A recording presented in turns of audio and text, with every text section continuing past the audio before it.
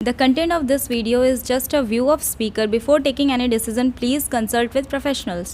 नमस्ते इंडिया, मैं advocate Atul Kumar Sharma GST pro network में आप सभी का स्वागत करता हूं और हम आज बात करेंगे इनबाउंड मैन्युफैक्चरिंग इनिशिएटिव के बारे में जो सीबीआईसी ने अभी स्टार्ट किया है। तो चलिए हम बात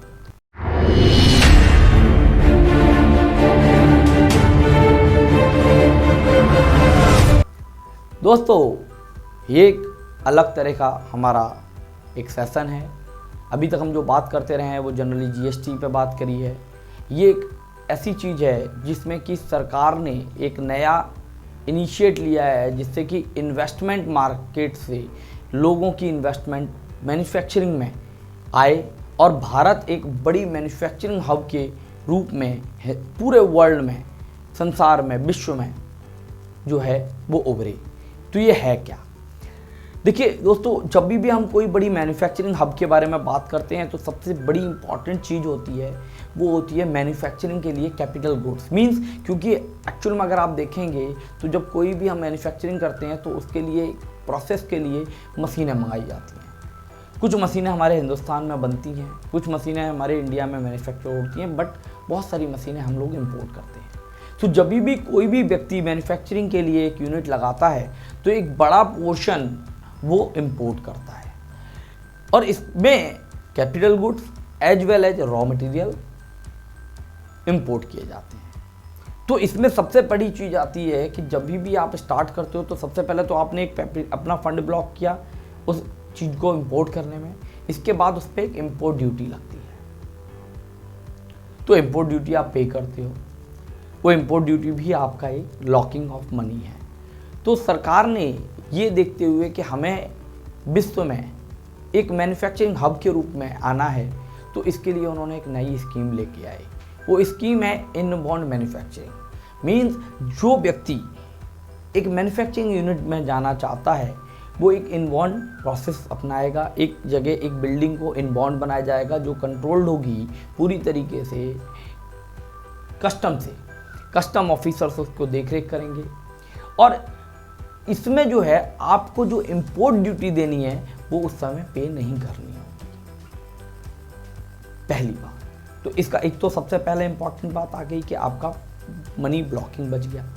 दूसरी बात, अगर ये आपके ऊपर बाउंडिंग नहीं है कि आप उससे इनबाउंड से सिर्फ और सिर्फ एक्सपोर्ट करिए, मीन्स आप लोकल मार्केट में भी सेल कर सकते हैं। तो फ़ायदा क्या है? तो फ़ायदा ये, अगर आप लोकल मार्केट में सेल करते हैं तो आपकी जो कस्टम ड्यूटी है वो उस समय आप पे करेंगे जब आप मार्केट में उस मटेरियल को सेल करने लगेंगे। और अगर मान लीजिए वो आपने एक्सपोर्ट कर दी, वो जो मटेरियल बनाया इंपोर्ट किया और इंपोर्ट करने के बाद उसे एक्सपोर्ट कर दिया, तो आपकी इंपोर्ट ड्यूटी को एग्जेम्प्ट कर दिया जाएगा। दूसरी इंपॉर्टेंट बात यह है कि इसके लिए एक सिंगल विंडो सिस्टम बनाया गया है। आपको जितनी भी परमिशंस लेनी है वो आपको सिंगल विंडो से मिलेंगी।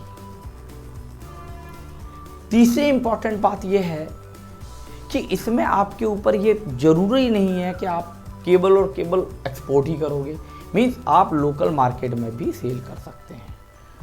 तो दोस्तों, ये एक अच्छा इनिशिएटिव है भारत सरकार का, सीबीआईसी का, कि भारत में भारत के लोग या भारत से जो विदेशी जो आ रहे हैं, एफडीआई जो डाल रहे हैं, वो हिंदुस्तान में ज़्यादा से ज़्यादा इन्वेस्टमेंट करें और हमारे देश से एक जॉब के रोज़गार, क्योंकि बट इम्पॉर्टेंट चीज़ ये है कि हमारे हिंदुस्तान में हमें रोज़गार उत्पन्न करने हैं और रोज़गार उत्पन्न करने के लिए हमें व्यापार बढ़ाना पड़ेगा और व्यापार बढ़ाने के लिए कहीं ना कहीं हमें एक माहौल क्रिएट करना पड़ेगा। तो ये एक बड़ी अच्छी पहल है, क्योंकि पहले तो एक्साइज टाइम पे या कस्टम टाइम पे हमारे पास एग्जम्पशंस होती थी, हम जो एग्जम्पशन देते थे, क्योंकि जीएसटी में ऐसी कुछ भी चीज़ नहीं है। तो यही एक इस तरह की इनिशिएटिव्स, कस्टम एग्जम्पशन, कस्टम को डेफर करना, इसी तरह की इनिशिएटिव्स सरकार लेती रही है और लेती रहेगी to grow India and make in India.